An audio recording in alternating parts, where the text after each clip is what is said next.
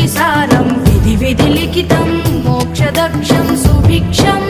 गङ्गाङ्गं दिव्यलिङ्गं गजमुखविनुतं सान्नपूर्णा समक्षम्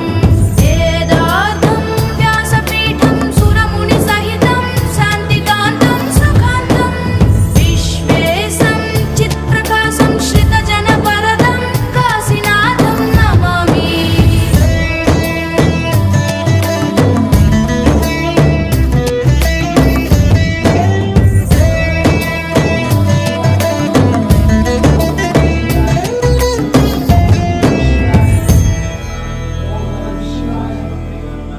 ओम नमः शिवाय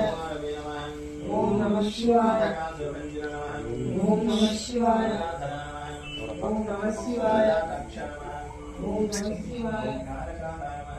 ओम नमः शिवाय ओम नमः